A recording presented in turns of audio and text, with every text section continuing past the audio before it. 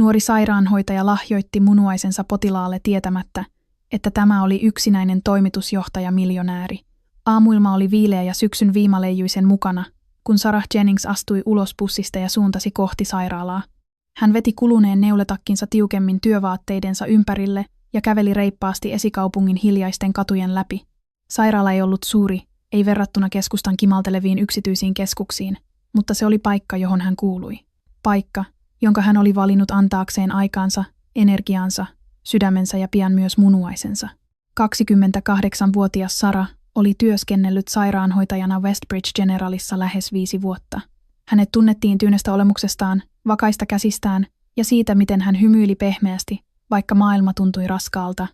Mutta useimmat ihmiset eivät tienneet, että hän oli kerran istunut eri odotushuoneessa, ei sairaanhoitajana, vaan sisarena, avuttomana, rukoillen ihmettä, jota ei koskaan tullut. Hänen veljensä Andrew oli kuollessaan 28-vuotias. Hän oli kärsinyt monirakkulaissairaudesta. Hän oli odottanut luovuttajalistalla lähes vuoden. Sopivaa elintä ei koskaan löytynyt. Suru oli muovannut häntä. Koversi jotakin sisäänsä, mutta myös istutti jotain muuta. Päättäväisyyttä. Hautajaisten jälkeen Sarah käveli luovuttajarekisteriin ja täytti lomakkeet. Hän päätti olla anonyymi elävä luovuttaja. Ei tunnustuksen tai minkään vastineeksi saamiseksi, vain hiljaisen toivon vuoksi, että ehkä jossain joku muu saisi mahdollisuuden, jota Andrew ei koskaan saanut. Siitä oli kulunut yli vuosi. Ja sitten 3 päivää sitten hän sai puhelun. Potilas oli kriittisessä tilassa. Myöhäisvaiheen munuaisten vajaatoiminta, harvinainen veriryhmä. Aika oli loppumassa, parhaimmillaankin 72 tuntia. Hänen veriryhmänsä, O-negatiivinen, teki hänestä yhden harvoista osumista tietokannassa. Ääni linjan toisessa päässä oli rauhallinen, mutta kiireellinen. Sinun ei tarvitse päättää nyt, hänelle sanottiin. Mutta hän oli jo päättänyt. Nyt, kun hän istui leikkaussalissa vaaleansiniseen aamutakkiin pukeutuneena ja monitoreihin kytkettynä, hän tunsi olonsa enemmän rauhalliseksi kuin peloissaan. Ovelle koputettiin hiljaa ennen lääkäriä. Keen astui sisään, tuttu kasvo, johon hän luotti. No, aloitetaan 30 minuutin kuluttua, hän sanoi lempeästi. Oletko varma? Sarah nyökkäsi. Haluan tämän. Haluatko tietää, kuka vastaanottaja on? Hän epäröi ja pudisti sitten päätään. Ei, en tee tätä siksi. Tohtori kieneloi häneen hiljaisen ihailun ilmeen. Olet yksi rohkeimmista ihmisistä, joita tunnen. Hän hymyili heikosti. Et ole rohkea, teet vain sen, mitä toivoisin jonkun tehneen veljeni hyväksi. Leikkaukseen valmistautuessa Sarah tuijotti kattolevyjä ja laski koneiden piippausten välisiä sekunteja. Jossain toisessa osassa sairaalaa joku odotti. Hän kuvitteli mielessään varjon peittämän hahmon makaavan liikkumatta dialyysiletkuihin kytkettynä, keuhkot täynnä nestettä, sydän hidastumassa päivä päivältä. Hän toivoi, että joku pitäisi miehen kädestä. Leikkaus kesti 4 tuntia. Herätessään hän tunsi kipua, terävää ja tylsää, kun hänestä puuttuisi jotain, mutta se oli hallittavissa, siedettävää. Ennen kaikkea hän tunsi helpotusta. Toisessa heräämössä, kaukana hänen huoneestaan, heräili myös mies. Richard Cole, 32, ei ollut koskaan ollut sellainen mies, joka pyytäisi apua. Arcadia Propertiesin toimitusjohtaja, alueen nuorin kiinteistömoguli. Hän oli rakentanut imperiuminsa tarkkuuden, hallinnan ja hiljaisuuden varaan, mutta sairaus oli riistänyt kaiken tämän häneltä. 2 vuoden ajan hänen kehonsa oli pettänyt hänet nopeammin kuin mikään sopimus kykenisi korjaamaan. Hän oli ollut vain päivien päässä kuolemasta, kun puhelu tuli. Luovuttaja oli löytynyt. Lääkärit olivat varoittaneet häntä olemaan nostamatta toivoa ylös. Näin täydelliset osumat olivat harvinaisia. Mutta tämä yksi oli pelastanut hänen henkensä. Hän heräsi koneiden tasaiseen piippaukseen, poskille palasi väri, ja hengitys oli helpompaa kuin kuukausiin. Kuka se oli? Hän kysyi nukutuksen murtamalla äänellä. Sairaanhoitaja nosti katseensa potilaskertomuksestaan. Anonyymi nuori nainen. Hän ei halunnut paljastaa nimeään. Richard räpäytti silmiään kattoa kohti. Hän oli rakentanut torneja, myynyt unelmia esitteissä, valloittanut kaupunkisiluetteja, mutta nyt hän oli kaikesta kiitollisuuden velassa nimeltä, jota hän ei koskaan tietäisi. Ja jossain käytävän päässä nukkui yksin nainen, jolla oli pehmeät silmät ja hiljainen päättäväisyys, tietämättä, että hän oli juuri pelastanut miehen, joka oli kerran uskonut, ettei mikään maailmassa voinut koskettaa häntä. ei edes ystävällisyys. Sarah palasi töihin 12 päivää leikkauksen jälkeen. Hänen tahtinsa oli hitaampi ja liikkeet varovaisempia. Kylkiluiden alla oleva terävä kipu paheni edelleen, jos hän kumartui liian nopeasti tai nosti jotain liian raskasta, mutta hän ei sanonut mitään. Sairaanhoitajat olivat tottuneet käsittelemään kipua, olipa se sitten henkistä tai fyysistä. Opit pääsemään siitä yli, hymyilemään ja jatkamaan eteenpäin. Hän hymyili kuten aina, vaikka hymy ei ulottunutkaan silmiin. Näytät vähän laihemmalta, Sara. Yhdessä viestissä luki heidän ohittaessaan käytävällä. Todennäköisesti vain ruokalan ruoan takia hän vitsaili siirteen ruokalistaansa lantiolta toiselle. Kukaan ei kysynyt enempää. Totuus on, että hänen ruokahalunsa ei ollut palannut leikkauksen jälkeen. Eivät johtuneet vain kipulääkkeistä tai fyysisestä rasituksesta. Kyse oli tunteiden pohjavireestä, joka yhä veti häntä puoleensa käytävien hiljentyessä. Hän oli antanut osan itsestään jollekulle, jota hän ei koskaan tapaisi, ei koskaan kiittäisi, ei koskaan kysyisi, olivatko he kunnossa. Ja ehkä se olikin parasta. Mutta joskus, yksin huoltohuoneessa tai tuijottaen heijastustaan karussa taukohuoneen valossa, hän muisti Andrewn. 2 vuotta sitten hän oli istunut samassa odotushuoneessa, jonka ohinainen nyt kulki joka päivä. Hän oli 28-vuotias, sarkastinen, ystävällinen ja täynnä unelmia. Hän oli soittanut kitaraa viikonloppuisin, jättänyt vitsejä sisältävää tarralappua jääkaappiin ja kutsunut naista auringonpaisteeksi. Vaikka kemoterapia teki hänestä liian väsyneen hymyilemään, hän oli odottanut kuukausi toisensa jälkeen, sidottuna laitteisiin, eläen numeroiden, kreatiniinitasojen, verenpaineen ja dialyysiaikataulujen välillä. Hän oli tarjoutunut luovuttamaan verta, mutta he eivät olleet sopivia.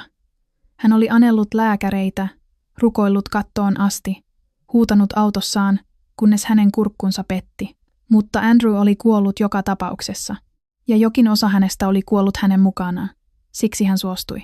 Ei siksi, että hän olisi ollut rohkea, vaan koska hän ei kestänyt ajatusta jonkun toisen sisaresta, joka katsoisi heidän veljensä kuihtuvan pois. Hän ei halunnut tunnustusta. Hän halusi merkitystä. Hiljaista, elämää antavaa merkitystä. Kaukana pienestä sairaalasta, laajalla järvenrantakiinteistöllä, Richard Cole tuijotti ikkunansa ulkopuolella virtaavaa tyyntä vettä. Syysvalo osui lasiin juuri oikein ja muutti järven kultaiseksi. Mutta se ei tuonut hänelle rauhaa. Kartano oli kaunis. Korkeat katot, modernit linjat, avarat tilat täynnä kuratoitua hiljaisuutta, sellainen paikka, josta kiinteistön välittäjät kiistelivät. Mutta Richardille se oli vain kuori, muistomerkki kaikelle, mitä hän oli rakentanut, ja kaikelle, mitä hän oli menettänyt. Hän kuvitteli tämän paikan täynnä naurua. Hän ja Natalie olivat kierrelleet tyhjää tonttia yhdessä paljain jaloin soralla, haaveillen perheestä. Natalie oli halunnut koiran. Hän oli luvannut puutarhan, mutta tulevaisuus ei koskaan tullut. Natalien sairaus oli diagnosoitu myöhään. Hänen munuaisensa pettivät nopeasti. Ei ollut sopivaa hoitoa, ei ihmettä. Rahalla ei voinut ostaa kaikkea, mitä he tarvitsivat. Hän oli kokeillut kaikkea, yksityisklinikoita, luovuttajakeräyksiä ja jopa kansainvälisiä yhteyksiä, mutta lopulta millään sillä ei ollut merkitystä. Hän oli kuollut sairaalahuoneessa, josta oli näkymät kaupungin horisonttiin. Hän oli pitänyt hänen kädestään ja tuntenut itsensä voimattomaksi ensimmäistä kertaa elämässään. Nyt, 2 vuotta myöhemmin, tuntemattoman, näkymätön ja nimeämätön käsi oli pelastanut hänet. Hän oli odottanut tuntevansa helpotusta elinsiirron jälkeen. Sen sijaan hän tunsi itsensä pieneksi. Joku oli kävellyt sairaalaan, tarjonnut osan itsestään ja kävellyt ulos odottamatta mitään vastineeksi. Se järkytti häntä. Mies, joka aikoinaan neuvotteli miljardien dollarien arvoisia maakauppoja, ei edes löytänyt sanoja kiittääkseen. Hän vilkaisi tiskillä olevaa postia. Osanottokirjeitä hallituksen jäseniltä, jotka olivat pelänneet pahinta. Sairaalalaskut katetaan jo hänen yrityksensä eliittivakuutuksella.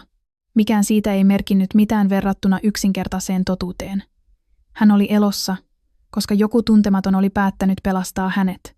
Ja yhtäkkiä tuo lahja, tuo anonyymi armo, tuntui raskaammalta kuin mikään, mitä hänellä oli koskaan ollut. Streetclarin sairaalan käytävät olivat tavallista hiljaisempia sinä torstai-iltapäivänä. Ulkona tuuli nyppi puita ja sirotti kultaisia lehtiä jalkakäytäville. Sisällä Richard Cole käveli reippaasti sairaalan kehityslautakunnan puheenjohtajan vierellä takinkaulus ylös nostettuna ja aurinkolasit yhä päässä, vaikka ne olivatkin nyt syvällä rakennuksen sisällä. Tämä ohjelma kattaisi kaikki elinsiirtotoimenpiteet vakuuttamattomille potilaille, mukaan lukien leikkausta edeltävän ja sen jälkeisen hoidon, lautakunnan jäsen selitti innokkaasti ja elehti kansiollaan. Luin ehdotuksen. Richard vastasi matalalla ja tasaisella äänellä. Minä rahoitan sen. Minä mies, räpyttelin silmiäni kokonaan. Richard nyökkäsi kerran hiljaa. En halua nimeäni mihinkään. Ennen kuin mies ehti vastata tyrmistyneellä kiitoksella, Richard lisäsi. Kerro vain, kun olet valmis aloittamaan. Hän vilkaisi edessä olevaa käytävää kohti. Löydän tieni ulos. Hän tarvitsi tilaa, ilmaa, jotakin. Vaeltelessaan sairaalan käytävien sokkelossa Richard huomasi pysähtyvänsä kapean huoneen ulkopuolelle länsisiiven päätyyn. Pienen lasiikkunan läpi hän näki näyn, joka sai hänet pysähtymään kokonaan. Sisällä nuori sairaanhoitaja polvistui iäkkään miehen viereen, jolla oli takkuiset harmaat hiukset ja vapisevat kädet.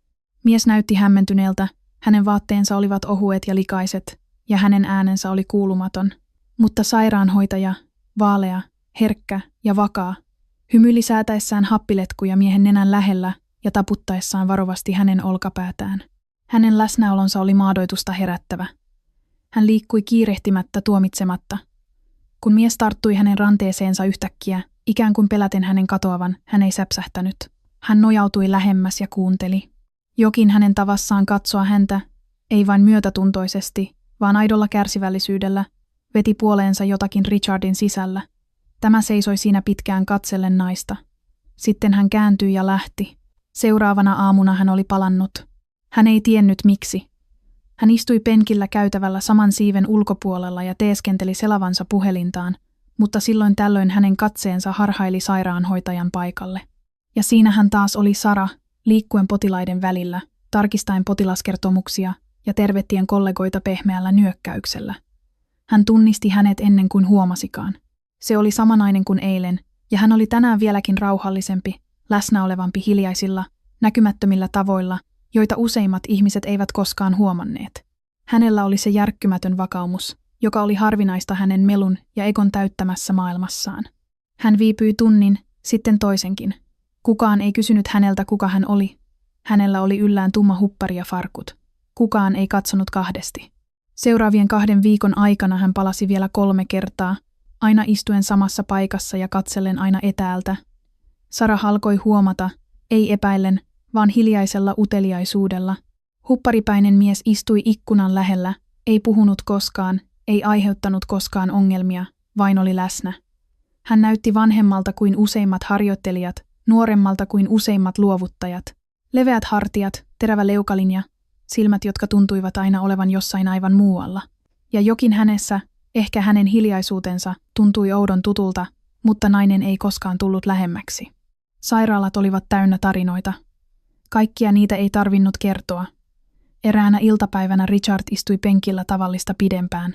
Näyttöjen äänet ja hiljaiset sisäpuhelinten kuulutukset sekoittuivat taustaan. 2 lääkäriä kulki sairaanhoitajan aseman lähellä. Eikö luovuttajasta vieläkään kuulu mitään? Toinen kysyi. Ei, he vain kertoivat meille, että kyseessä oli nuori nainen, jonka veriryhmä oli O ja joka ei jättänyt nimeään. Kieltäytyi kaikesta korvauksesta. Richard katsoi ylös. Sanat leijuivat ilmassa, raskaana ja kaikuvana. Nuori nainen, kirjoitusvirhe, ei nimeä, ei maksua. Hän käänsi katseensa Sarahiin juuri kun tämä kumartui sitomaan potilaan kenkää pyörätuolissa. Jokin hänen rinnassaan liikkui. Voisiko se olla hän? Hänen sydämensä jyskytti kysymyksestä, jota hän ei uskaltanut kysyä. Se oli mahdotonta. Sattumaa. Tuhansia lahjoittajia maailmassa, eikö niin? Mutta palaset, ne sopivat yhteen. Hänellä oli sellainen sydän. Sellainen, joka pelasti odottamatta kiitosta. Hän jäi, kunnes käytävän valot himmenivät iltakäyntejä varten. Sitten hän lähti hiljaa, huomaamatta, sydän vaeltelemassa kiitollisuuden ja epäuskon välillä. Jos kyseessä olisi ollut hän, kuinka hän koskaan voisi katsoa tätä silmiin ja sanoa sanat, jotka hän nyt kantoi kuin kivi kurkussaan. Sinä pelastit minut. Sairaalan käytävä tuntui kylmemmältä sinä aamuna, loisteputkivalot tavallista kovemmilta. Richard oli saapunut aikaisin, suunnittelematta. Jokin pakotti hänet tarkistamaan elinsiirtosiiven tilanteen ennen päivän ensimmäistä kokousta. Sitten hän näki hänet, Sarahin. Hän seisoi sairaanhoitajan paikalla, kasvot kalpeat, silmät uupumuksesta varjostuneet. Hän otti lehtiöpaperin, horjahti hieman ja lysähti sitten maahan. Ääni säikäytti kaikki lähellä olevat, mutta Richard liikkui ensimmäisenä. Hän ryntäsi eteenpäin, kun toinen sairaanhoitaja huusi apua. Siihen mennessä, kun kukaan ehti reagoida, hän oli jo polvistunut Sarahin viereen ja nosti hänet varovasti syliinsä. Minulla on hänet, hän sanoi lujasti. Kerro ensiapu. Minä hoidan häntä. Kukaan ei uskaltanut kyseenalaistaa häntä. Ei silloin, kun hän kantoi Arkadian lahjoitusten taakkaa jokaisen sanansa takana. Hän vei hänet yksityiseen siipeen, omaan yksityiseen siipeen, kadun toisella puolella sijaitsevaan yhteistyökumppanin laitokseen, joka oli rakennettu Arkadian rahoituksella leikkauksen jälkeistä hoitoa ja johdon hyvinvointiohjelmia varten. Hiljaa ja turvallisesti Richard laski Sarahin varovasti lepotuoliin yhteen heräämöistä ja asetti peiton hänen ympärilleen. Hän oli edelleen tajuton, hengityksensä oli pinnallista mutta tasaista. Sairaanhoitaja tuli sisään nesteiden ja peruselin toimintojen laitteiden kanssa. Näyttää anemialta, mahdollisesti leikkauksen jälkeiseltä väsymykseltä, hän sanoi tarkistuksen jälkeen. Minä otan verikokeet, mutta hän tarvitsee lepoa. Todellista lepoa. Richard nyökkäsi. Minä jään hänen luokseen. Sairaanhoitaja nosti kulmakarvaansa, mutta ei vastustellut. Hän livahti hiljaa ulos jättäen heidät kahden.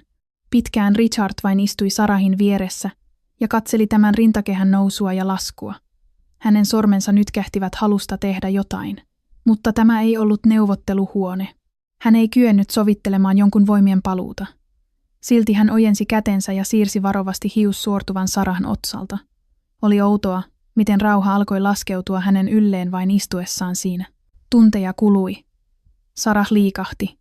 Hän räpytteli silmiään uneliaasti ja yritti sitten nousta istumaan, mutta liike lähetti kipua hänen kylkeensä. Richard oli hänen vierellään hetkessä. Rauhallisesti, hän sanoi matalalla ja rauhallisella äänellä. Pyörtyit. Nainen katsoi ympärilleen hämmentyneenä.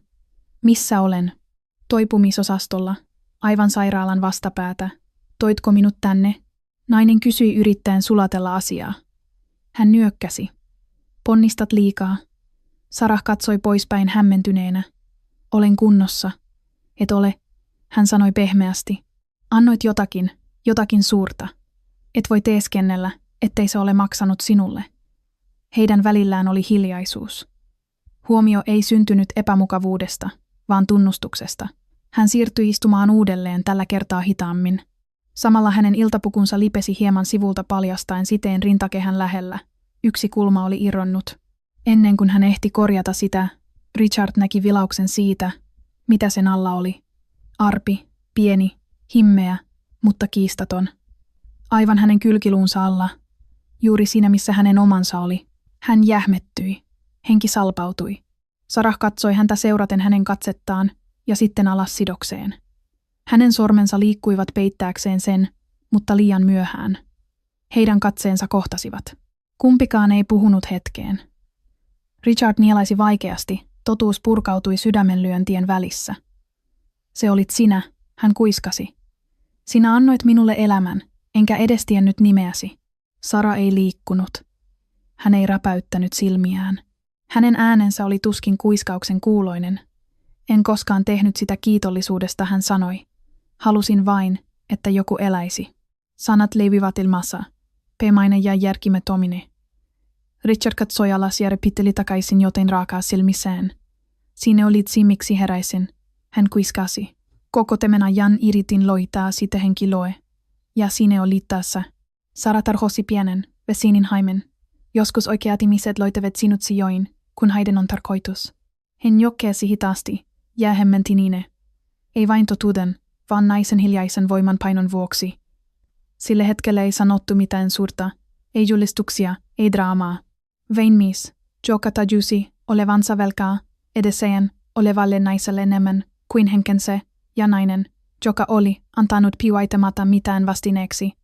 Mutta nyt jokin oli muuttunut. Kaikki oli muuttunut. Hiljaisen palhastuksen jälkeisenä aamuna Sara odotti asioiden muuttuvan. Ehkä Richardin vetäitiven pois tai katoavan saman muodollisuuden muurin taakse, jota hänen kokoiset miet usein käyttivät harniskanaan. Sen sijaan hän ilmestyi Saran maailmaan yllättävän lempeidellä ja tarkoituksellisuudella. Kaikki alkoi kutsusta. Hän lähesti häntä hiljaisen vuoronvaihdon aikana odottaen, kunnes sairaanhoitajat poistuisivat käytävältä. Tänä viikonlopuna on vapaaehtoista tapahtuma. Hän sanoi rennosti kädet takinsa taskuissa. Itäis on elinluovutuskeräis. Me sponsoroimme sitä. Ajattelin, että haluaisit olla siellä. Toisit jonkinlaista uskottavuutta. Sara repäitti silmiään. Haluatko minun puhuvan? En, hän sanoi himijälän. Ole vain siellä. Kävele kansani. Näitä ihmisille, miltä myöte tunto näitä. Hän epäiloi, epävarmana mien sanojen todellisesta motivista. Misliisesi. Se on todellinen tapahtuma. Voi tarkistaa esit henkilökunnan oleskelutilassa. Se sai aikaan pienen naurun remakan. Hive on, mutta vein jos saan keittää et jo asua puvun sihaan. Sopii. Tuona lauantaina Sara seisoi valkoisen teltassa paikallisen puiston reunalla tuntikausia, kun ihmiset tulivat rekisteröitimeen elinluovutajiksi, esittämään kysymyksiä tai sititämään kintiloita rakkaidensa muistoksi. Richard oli lämmin, mutta pidettiväinen, varovainen, ettei varastaisi huomiota. Hän antoi Sarahin johtaa. Sara oli luontainen ihmisten kanssa, rauhoittava, suora ja vilpiton. Richard katseli, kun Sara lohdutti poikansa menettänyttä äitiä ja halasi iäkästä miestä, joka oli odottanut munuaista vuosia. Hän sanoi vähän, mutta huomasi kaiken, ja hitaasti Sarakin huomasi. Seuraavana päivänä hän lähetti kiitosviestin sairaalan johtokunnalle ja kopioi sen Sarahille. Seuraavana päivänä hän kutsui hänet kahville rauhalliseen paikkaan sairaalan kasvihuoneen taakse. Ei henkilökuntaa, ei kameroita. Pian he alkoivat viettää enemmän aikaa yhdessä. Eivät hienoissa ravintoloissa, vaan potilashuoneissa. Vierekkäin. Sara opetti hänelle, miten potilasta voi kääntää selkeä vahingoittamatta. Kuinka puhua hengityskoneessa olevan ihmisen kanssa, kuinka mitata kipua ihmiselle, joka on lopettanut puhumisen. Richard vastineeksi tarjosi hotakin, miten hän ei ollut tajunnut tarvitsevansa. Resursseja. Käytetäänkö klinikalla edelleen paperisia potilaskertomuksia? Hän kisi eräänä iltapäivänä järkitiniine. Hän kohautti olkapäiteen. Me pärjäämme. Tuon viikon loppuun mennessä hän oli auttanut häntä laatimaan avustushakemuksen uusia tietokoneita, tableteja ja päivitetille infrastruktuuria. Kun Sara kampaili kielen kanssa, hän yksinkertaisti kosinta samatta häntä tuntemaan itseään kivittomeksi. Sinä hoidat parantamisen, hän sanoi. Anna minun hoitaa byrokratia. Sitten tulivat kukat.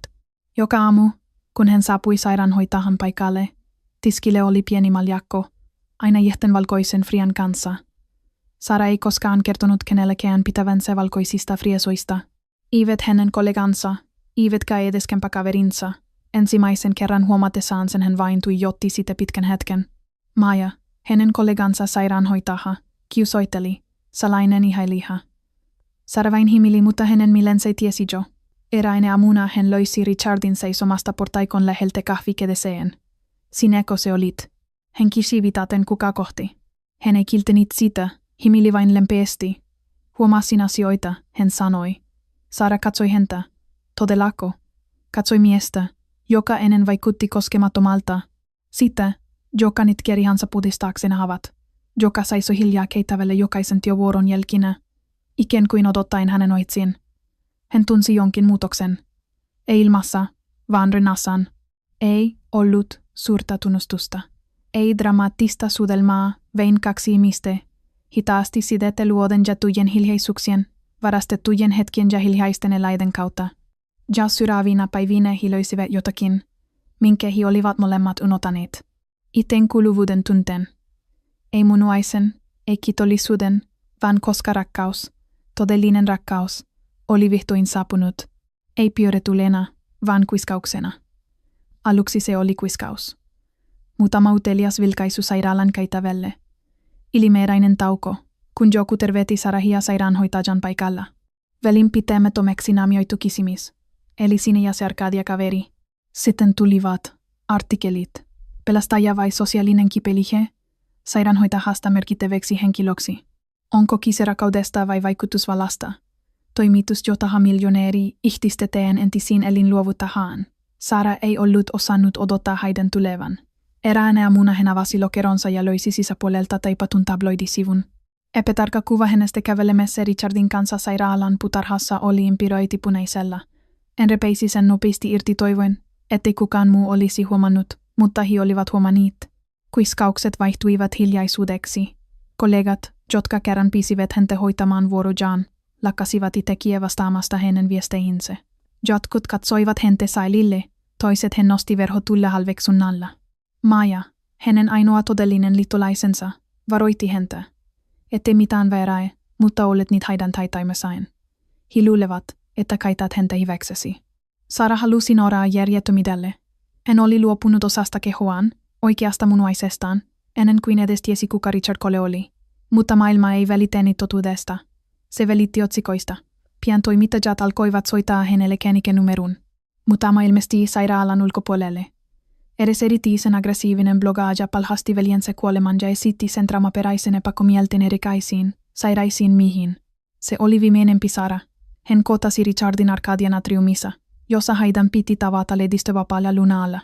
En voi jatkaa tätä, hän sanoi aini vapisten. He veristelevät kaikkea. Tioteni, nimeäni, jopa veljeni kuolemaa. Hänen kasvonsa olivat hiinet, lukukelvottomat. Tiedän, että se on vaikea. Et tiedä. Hän tjuskaisi ja katui sitä sitten heti. Tarkoitan, että ole lenitelemäsi portin takana PR-timin kanssa. Minulla ei vain ole sellaisia mureja. Minulla on nimikilti ja pieni asunto. Hän astui lähemmäs ja laski ääntään. Sitten, anna minun rakentaa mureja imperiesi. Mutta Sara pudisti päätään.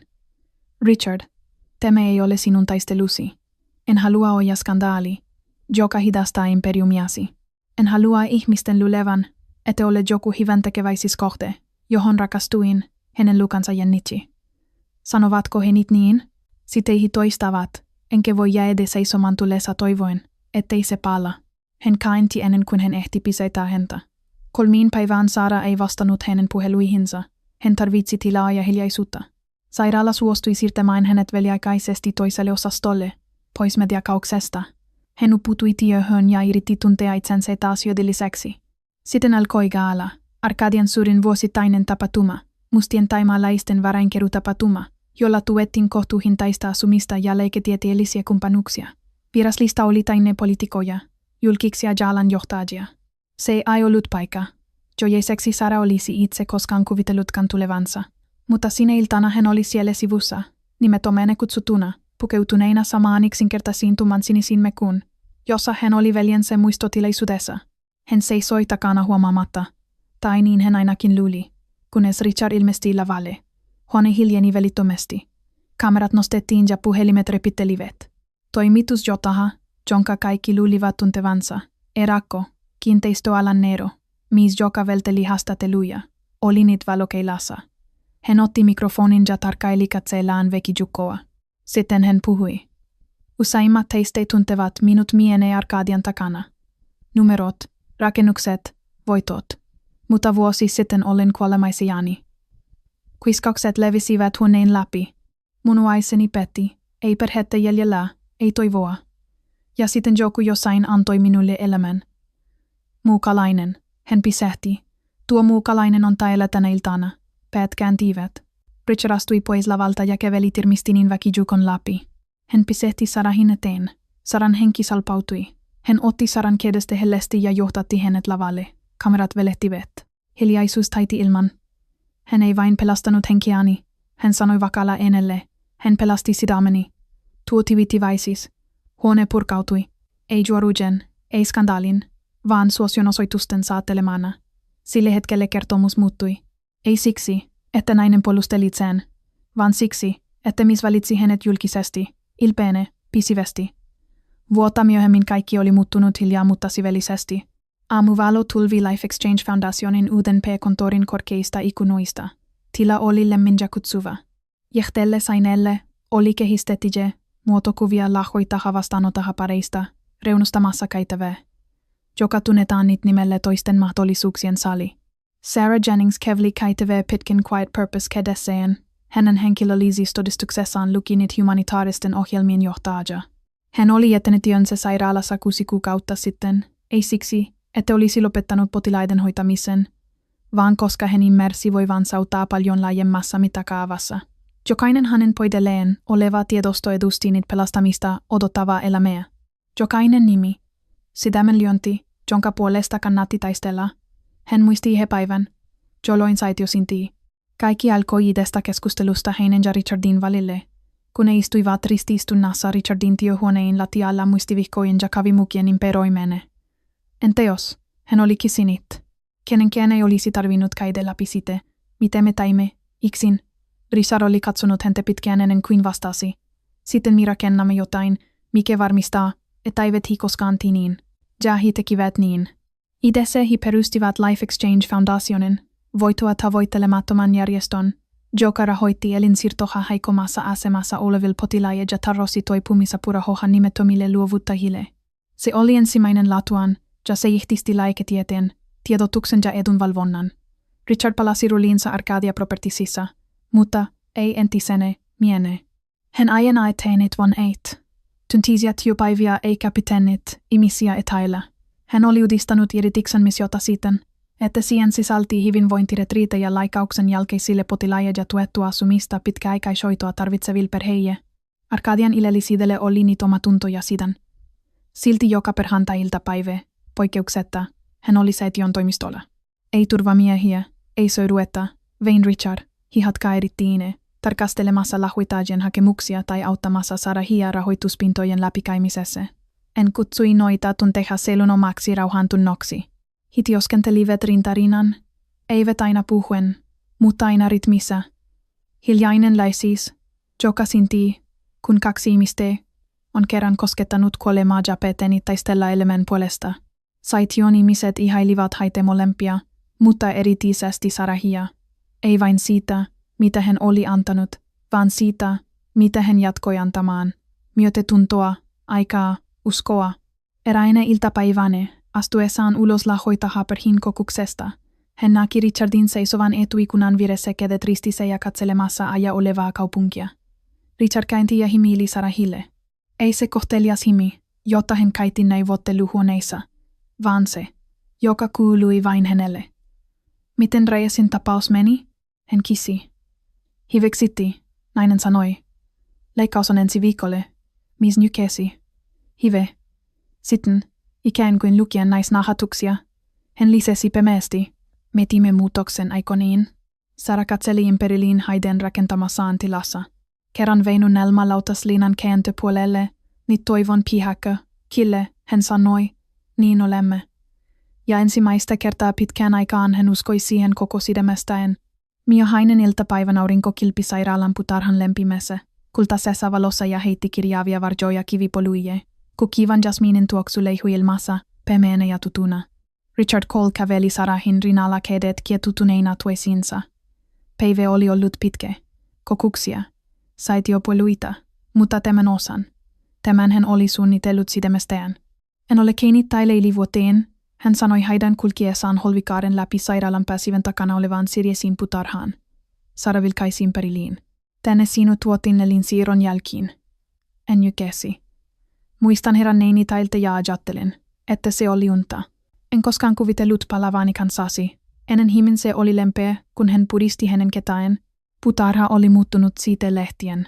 Penkit olivat uudet, kukat kirkkaammat. Mutta keskelle seisoi Japanin vahtera, jonka hän oli istuttanut, Taimi, joka oli nittäin punaisia ja kultaisia lehtiä. Muistatko tämän? Hän kisi kosketain oksa. Näin ikkunastani, kun istutit sen, hän sanoi. En tiennyt, että se olit sinä, ennen kuin paljon myöhemmin. Istutin sen uusi alkuja varten. Richard astui lähemmäs. Takinsa taskusta hän veti esiin pienen latikon. Sara jämeti, halusin oikean paikan, hän sanoi vakaalla äänellä. Ja sitten tajusin, että sen taiti olla täällä, missä elämä alkoi juuteliin. En laskeitu itselle polvelle. Annoit minulle enemmän kuin mun nuaisen, hän sanoi pemmeästi. Annoit minulle toivoa, et koskaan pitänyt kitosta tai tunnustusta, ja silti pelastit minut. Hän avasi rasian. Sisälle oli yksinkertainen, ahaton sormus. En tiedä, kuinka paljon aikaa me on, mutta mitä tahansa minuja onkin, haluan jakaa sen kanssasi. Hänen katseensa kohtasi Sarah Jenningsen. Sarah Jennings, menetkö kanssani naimisiin? Kainelite valuivat hänen poskiaan. Hän nauroi hengästi niin ja kuiskasi. Kille, tietenkin. Hän nusi saisomaan, ja Sarah kietoi kätensä hänen ympärilleen. Maailma tuntui epidettävän hengitistään vain haita varten. Hetkeä myöhemmin, käsi kädessä, he polvistuivat vateraan vieriin. Richard veti kangaspusista toisen taimen, sisarpuun. Idessä he istuttivat sen pemeän maahan. Sara piti juurta tukevasti kiinni, kun taas Richard taputeli multaa. Haiden saistessaan hän harjasi multaa käsistään ja osoitti pientä laataa, joka lepesi lehelle olevaa kiveä vasten. Sara nohaltui lähemmäs. Putai ja hopesi ja kirhaimia oli kaiverrettu sanat. Se ei alkanut rakkaudesta. Se alkoi elämästä. Hänen silmänsä teittivät jälin, tällä kertaa ei tuskasta, vaan rauhasta, ilosta, jostakin kokonaisuudesta. Auringon laskiessa matalalle putarhamuurin taakse kaksi puuta seisoi vierekkäin. Niiden lehdet kahisivat lempeästi tulessa, elevine, juurtuneina, kasvavina, aivan kuten nekin. Kiitos, että liitit sydämme tälle unohtumattoman ja rakkauden, menetiksen ja toisten mahdollisuuksien matkaja. Jos tämä tarina likutti, inspiroi sinua tai muistutti sinua ystävällisyyden hiljaisesta voimasta, paina hype-nappia. Tilaa Aasi Stories, uutiskirja saadaksesi lisää sidemellisiä tarinoita, jotka vipivät pitkään päättimisensä jälkiin. Usko tuntemattomien ihmisten hyviten ja vapaasti annetun elementaikaan, kunnes ensi kerralla kuulet.